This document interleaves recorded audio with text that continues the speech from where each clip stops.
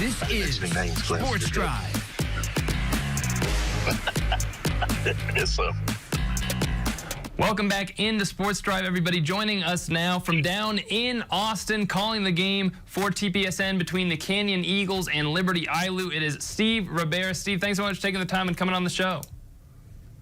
Hey, no problem. I appreciate it. Love talking about those Eagles. Absolutely, Coach. Well, I just want to ask you to start things off. Obviously, you know, you followed this run, you followed this team throughout their postseason here. It has been a crazy path. I want to ask you, obviously, you've been around the game for a long time and around this district for a long time. Have you ever seen anything like this where a team that you can remember, just a team that, you know, was kind of in that third spot in district, came out of nowhere and was able to make a state tournament run like this? Yeah, I mean, I don't think it's happened in our district. You know, Randall had a good run last year, but they were always on top of the district. You know, they started out district champs and stayed there. These guys, like I said, have been that number 3 team. And you see it sometimes in a 4 team makes it or a 3 team. But, you know, the 3 team that's tough to do. But it's been a fun run. And, you know, those guys have been on the brink of getting beat a couple of times. You know, Clint, they're 1 pitch away from getting beat game 1. And then, they had a hard time against Springtown for a while for 5 innings and then woke up. And then against Stephenville, they were, a couple outs away. West Plains, they were, 2 runners or 2 outs, nobody on, down by 2, and they came back to win it. I mean, it's been a pretty fun ride for Coach Doan. And it couldn't happen to a better guy, on his ride out into the sunset going to Austin. Absolutely. And, you and Coach Doan obviously have kind of known each other for a long time here, a number of years, of course, being in the district. Just talk to me a little bit about, just kind of that relationship that you guys have had and what kind of makes him such a great coach. Well, I coached against him, then I got to watch him, since I've joined the TPSN network. And, it was fun coaching against him. His kids were always going to play hard and they're going to play the game right. I'm a baseball purist. I like to see the game played right. And Coach Doan's teams always did that, did the fundamental stuff right. And then played with some excitement. That's what you're seeing now. And a lot of it right now is, those guys love him and they're playing a little bit harder, a little bit extra. I'm sure y'all have used the term team of destiny, and that's kind of what they are right now. And like I said, I've enjoyed my time. And then to becoming a broadcaster, when I asked Coach Doan for some stats, he hands them to me in a little envelope, and he's got stats, he's got rosters, he's got everything I asked for. So, he's a good guy to work for, work with and calling the games, and it's been fun to watch. And when you talk about, you mentioned the come from behind victories. I mean, you look at it, they've had 5 one-run victories this postseason alone. 5 of their 8 victories have come by just 1 run. And you add on top of that the fact that they finished third in district, like we said. I think they had a 7-5 district record. They're just coming into the postseason after a tough loss out in Perryton, and all of that results in a state tournament run. How do you explain how that happens and how a team is just able to put everything together like that, seemingly out of nowhere? Yeah, it was kind of, like you said, kind of scary how they finished district, getting beat by Perryton, obviously a team they shouldn't have been beat by. Then they, roll into West Plains. The last time they played West Plains, they got beat 11-0. I mean, it was the fastest game in history, 5 innings and the game was over. And then they come up and, take that series and sweep the series from them.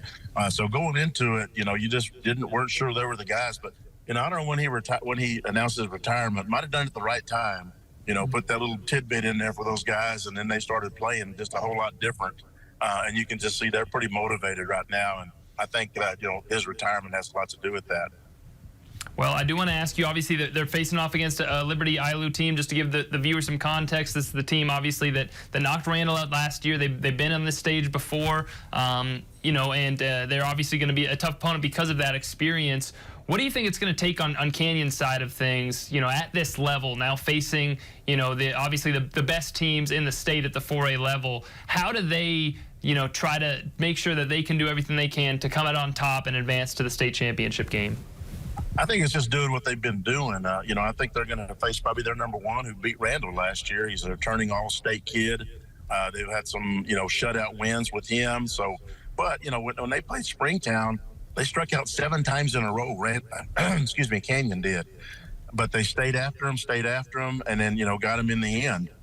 So, that's the key for them is just, don't look up and, hey, we're down 1 or we're down 2 or down 3, whatever. We're not getting anything done. Just do what they've been doing and believe that it's going to happen at the end.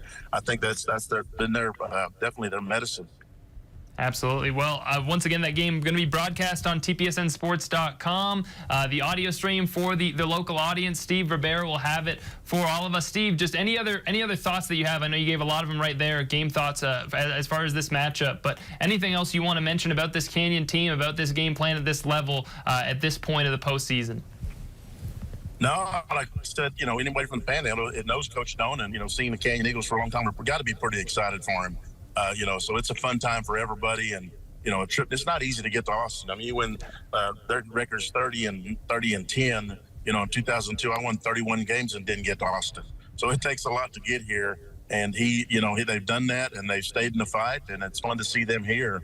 And just to hope they can go make the best out of it. I think the teams match up pretty well. So it's going to be a fun game. I can't wait to call it.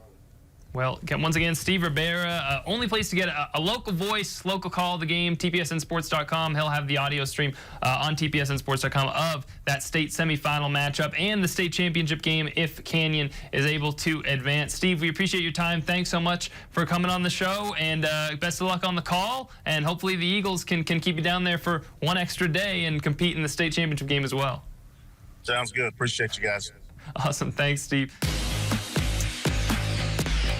That's it for Sports Drive here today. Thank you all for joining us on this episode of the show. We will be back tomorrow with more local sports coverage. Obviously, the Canyon Eagles going to be competing tomorrow. They will start up right after this Sports Drive show, or tomorrow's Sports Drive show ends. So right after watching Sports Drive, you can tune in to tpsnsports.com to catch the audio broadcast of the game. Coming up tonight on News Channel 10, we're going to have highlights from the Sod Poodles, and tune in to the news at 6 where Preston Moore will be live at Hodgetown to unveil one of the special features added to Hodgetown this week. Pretty exciting new addition to the stadium in Amarillo. The Sod Poodles are certainly excited for it, and we'll show you that coming up on the news at 6. And I'll see you back at the news at 10 for highlights of that game as well as more local sports coverage. Thanks so much for joining us. We'll see you next time.